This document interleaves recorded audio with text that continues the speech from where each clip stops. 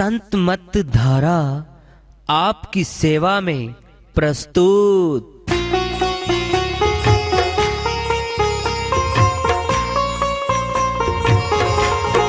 जो चाहता है प्रभु प्यारा वो आओ संत मत धारा, भक्ति भेद बता कर सारा वो कर दे भव के पारा। जो चाहता है प्रभु प्यारा वो आओ संत मत धारा, भक्ति भेद बता कर सारा वो कर दे भव के पारा। जो चाहता है प्रभु प्यारा।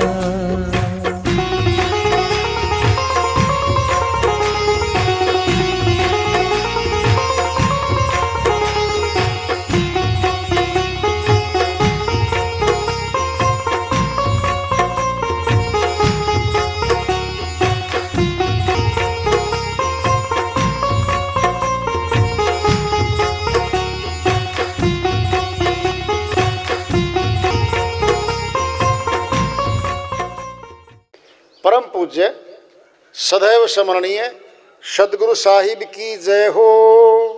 सतनाम साहेब आदरणीय सर्व संतों की जय हो।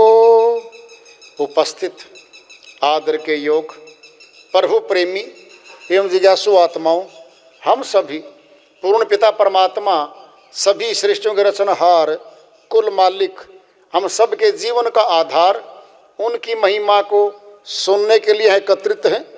मेरी सभी से अर्ज है कि मैं कोई जगत गुरु नहीं, कोई महाराज नहीं, कोई महामंडलेश्वर नहीं, मैं केवल सभी संतों की चरणों की धूल हूँ और आपका भक्ति मार्ग में सहायक हूँ। मैं अपनी सीधी साधी टूटी फूटी भाषा में, संदूकड़ी भाषा में भक्ति भेद के गुड़ रहस्यों को उजागर करने वाले विचार आपके समक्ष रख रहा हूँ। यदि अच्छे लगे अपनाएं, नहीं तो गैर जरूरी समझकर विसार दें। हाँ, सत्संग ही एकमात्र प्रभु प्राप्ति का विद्यालय है, विश्वविद्यालय है ये, और हम सभी सत्संग में आए हुए हैं। हम जिज्ञासु तभी तो आए हैं। हम पिछले सत्संगों से वार्ता करते चले आ रहे हैं कि चेतावनी से प्रभु प्राप्ति की ओर। इस अध्याय को, इस वार्ता को आज फिर आगे बढ़ा रहे हैं। सुत दारा और लक्ष्मी पापी घर भी होए, संत समागम हरि कथा तुलसी दुर्लभ दोए।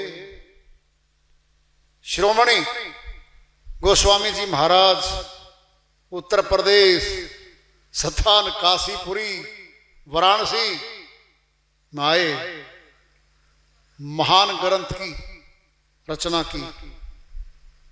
वो समझाते कहते हैं पुत्र का पैदा होना,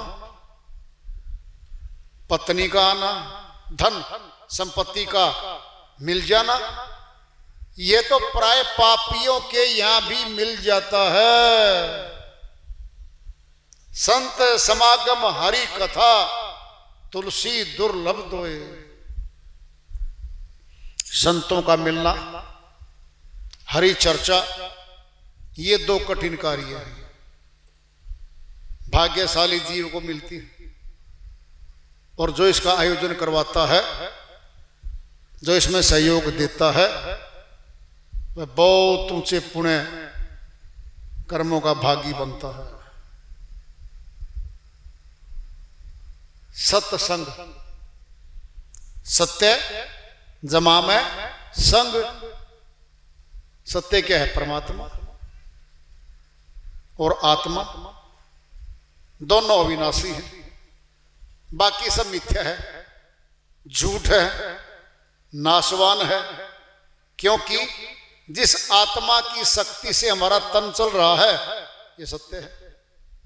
जब आत्मा तन को छोड़ देती है, यह शरीर असत्य अपवित्र हो जाता है तो अपना, अपने मकान में लेटा हुआ है, प्राणहीन हो गया।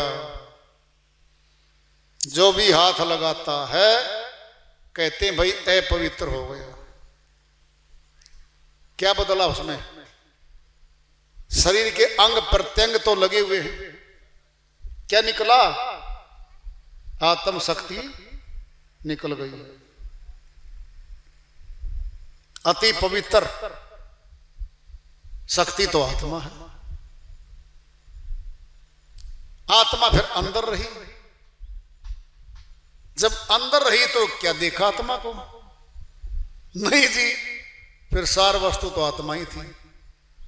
जिसके रहने से राजा राजा बना हुआ है, पति पति है, पत्नी पत्नी बनी हुई है, सारे नातीदार बने हुए हैं। और आत्मा के निकलने के बाद वो गैर हो जाता है, निकाल लेते हैं घर से बाहर। लकड़ियों में, सनातनियों में दाह संस्कार कर देते हैं। क्यों कर रहे हैं संस्कार? मिट्टी हो गई वो। कहते हैं ना बड़े बूढ़े हमारे, मिट्टी संगवाओ भाई, मिट्टी में मिट्टी मिलवाओ, अब कुछ नहीं रहा है। जिस आत्म शक्ति के निकलने के बाद ये मिट्टी हो जाता है, फिर सार वस्तु तो आत्मा है।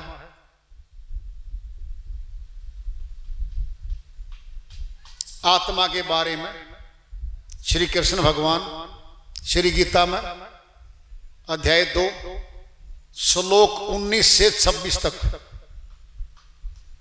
बखान करते हैं। हे अर्जुन, ये आत्मा अजर अमर अविनाशी है, इसका विनाश नहीं होता। जैसे मनुष्य पुराने कपड़ों को त्याग कर नए कपड़े धारण कर लेता है, इसी प्रकार ये आत्मा तनों को त्याग कर कर्मानुसार नए तन लेके फिर आ जाती है। कर्मानुसार आएगी। जहां कर्म का खाता है, इसका लेने देने का, वहीं आ जाएगी।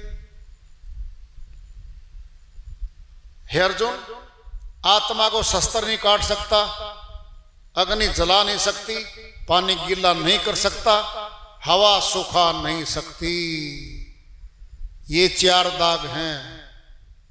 हमारा तन इन्हीं 4 से नष्ट होता है, फिर आत्मा तो नष्ट नहीं होती। और हे अर्जुन, ये आत्मा ही कर्म करती है, फिर फलों का भोगता बनती है। श्री गीता अध्याय 2 श्लोक 47 में समझाते कहते हैं, कर्मण्येवाधिकारस्ते मां फलेषु कदाचन मां कर्म फल हेतु भूर्मा ते सगोस्तो कर्मणि। हे अर्जुन, कर्म करने में स्वतंत्र हैं हम, कुछ भी कर डाले, फल के लिए स्वतंत्र नहीं है। कर्म करते ही फल का तो हेतु हो ही गया, फल का सामना करना पड़ेगा। कर्म करते 3 प्रकार के कर्म हैं। क्रियमाण कर्म, संचय कर्म, प्रारब्ध कर्म, तीनों खातों में जमा होते हैं। पिंड में दृष्टांत ले लो। एक अधिकारी है या कर्मचारी है, नौकरी करता है, वेतन मिलता है और सरकार का एक खाता है जीपीएफ। उसी कर्मचारी के कुछ पैसे 2000 से 5000 10,000 रुपये महीना कटते हैं, प्रोविडेंट फंड में, संचय निधि में जमा हो जाते हैं। वो धीरे धीरे जमा होने लगते हैं। और संचय क्या है? अध्यापक है, 40,000 रुपये नकद घर में ले आया, खर्चा 30,000 है, 10,000 सेविंग खाते में बैंक में डाल दिया, वो संचय है। क्रियमाण क्या है? 30,000 कमाए, लाया, खाए, खर्च दिए, कुछ बचेंगे तो संचय में जाएंगे। अब जरा देखना, जब रिटायरमेंट होगी 60-62 साल के बाद, वो संचय निधि बहुत बड़ी अमाउंट बन जाएगी। 10 लाख से लेकर के 50 लाख रुपए तक, जितना वेतन, जितना पद उस कर्मचारी अधिकारी का है, वो इकट्ठी मिलेगी बात में। मैं समझो प्रारब्ध हमारा। संचय क्या है? हर महीने 10,000 जोड़ जोड़ के कुछ फिर निकाल लिए, फिर कुछ डाल दिए, कुछ निकाल लिए, ये संचय है। कभी निकाल लो। संचय को पहले खर्चेंगे हम। प्रारब्ध है, मोटी पूंजी है। कहते भी आपस में पति पत्नी, इस पूंजी को मत खर्चना जी। क्यों जी? मोटी पूंजी है ये, इकट्ठी नहीं होगी हमारे से। अच्छा जी, उससे मोटे काम करेंगे हम। किसान है, जमीन खरीद के ले लेता है, कोठी बनी बनाई खरीद लेता है, कुछ भी खरीदे, पूंजी तो मोटी। संचय कर्म का भी करेगा, क्रियमाण कर्म साथ साथ खर्च हो रहे। हमारे प्रारब्ध कर्मों का लेखा जोखा बड़ा भारी है। वह हमें बहुत भारी भारी कष्ट, दुख और सुख दे रहा है। और हम कहते हैं कई बार, जी मैंने इतना बुरा कर्म तो नहीं किया था जी, इतने कष्ट आ रहे हैं, बीमारियां, घाटे, ये मेरे पे क्यों आ रहे हैं? किया कर्म का खाता है। फिर तेरे पैसे बैंक में तूने जमा किए, फिर पड़ोसी खाते में तो कभी नहीं गए। तेरे खाते में क्यों हैं वो पैसे? क्योंकि तेरे हैं, निकाल, प्रयोग कर ले। फिर ये कर्म भी तो तेरे खाते में से आ रहे हैं, दुख और सुख। मनुष्य भूल जाता है कर्म करने के बाद, जी मैंने नहीं किया था, ऐसा करता है। श्री रामचरितमानस में गोस्वामी जी महाराज श्री राम के द्वारा बुलवाते हैं उत्तरकांड में, जब दुख आता है, घाटा आता है मनुष्य पे, तो क्या एक श्रीवाणी है, सो परतंत्र दुख पावही, सिर धुन धुन पछतावही, काल ही कर्म ही ईश्वर ही, मिथ्या दोष लगावही। अब लगा दिया जी, मेरा वक्त बुरा है जी, मेरी किस्मत बहुत बुरी है जी, और आखिर में परमात्मा पे दोष लगा देता है यह मनुष्य। फिर क्या होगा? और पाप कर्म बन गया। ईश्वरी मिथ्या दोष लगा, वही मिथ्या झूठा दोष लगा रहा है परमात्मा पे। फिर और दंड मिलेगा, क्योंकि इसके कर्मों के खाते के दुख और सुख आ रहे हैं। ये कर्म भूमि है, मनुष्य तन कर्म योनि है। केवल मनुष्य तन में कर्म बनेंगे, बाकी तनों में कर्म नहीं बनते। भोग मिलते हैं, भोग मिलते हैं। 184 के जीव जानवर मारे मारे फिरते हैं जंगलों में, बहुत से तो हमारे घरों में बंधे हुए हैं। प्यास तो उनको मांग नहीं सकते, हे किसान मैं तेरी भैंस हूं, मैं तेरी गाय हूं, पानी पिला दे। जुबान छीन ली गई है, गुलाम हो गए हैं। ये भी कभी मनुष्य तन में आए थे,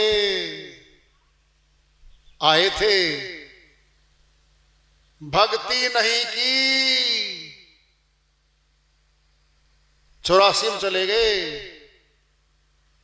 फिर अब की बार तो हमारी बारी है,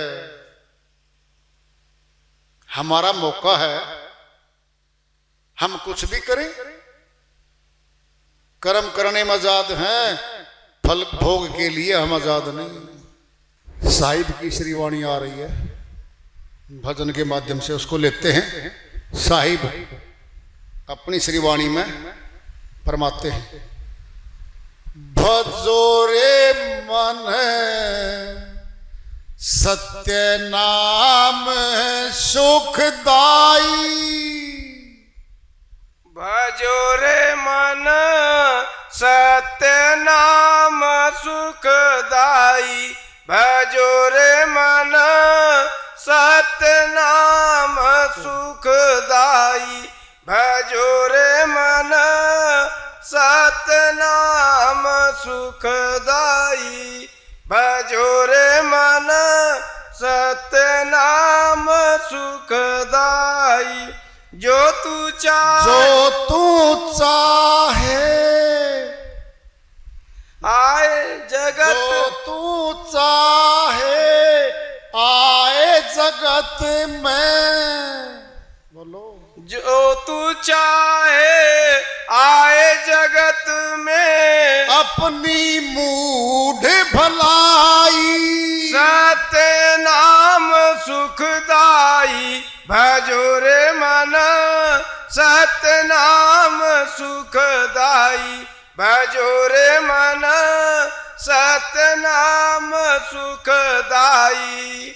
गर्भवास में भक्ति कबूलो, सो सब सुधि बिसराई, गर्भवास में भक्ति कबूलो, सो सब सुधि बिसराई। आन पड़ो माया के फंदे, आन पढ़ो माया के फंदे, ओ जाले उर्झाई, सतनाम सुखदाई, भजो रे मन सतनाम सुखदाई, भजो रे मन सतनाम सुखदाई। मात पिता सुत भाई बंधु तिय, बहन बुआ भौजाई, मात पिता सुत भाई बंधु तिये, बहन बुआ भौजाई। अपने अपने स्वार्थ कारण, अपने अपने स्वार्थ कारण, प्रीति करन सब आई, सतनाम सुखदाई, भजो रे मन सतनाम सुखदाई, भजो रे मन सतनाम सुखदाई। भवसागर में भटकत भटकत मानुष तन यह पाई, भवसागर में भटकत भटकत मानुष तन ये पाई।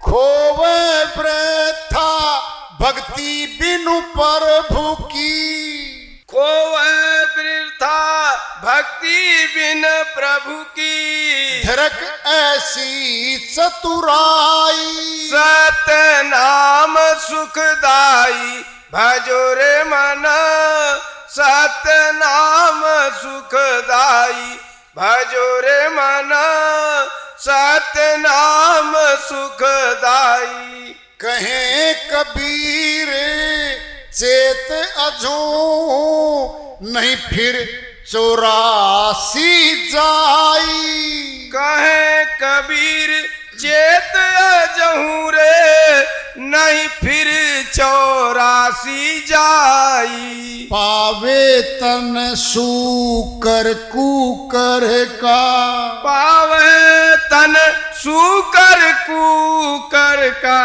भोगेगा दुख भाई। सत्य नाम सुखदाई भजो रे मन, सत्य नाम सुखदाई भजो रे मन, सत्य नाम सुखदाई।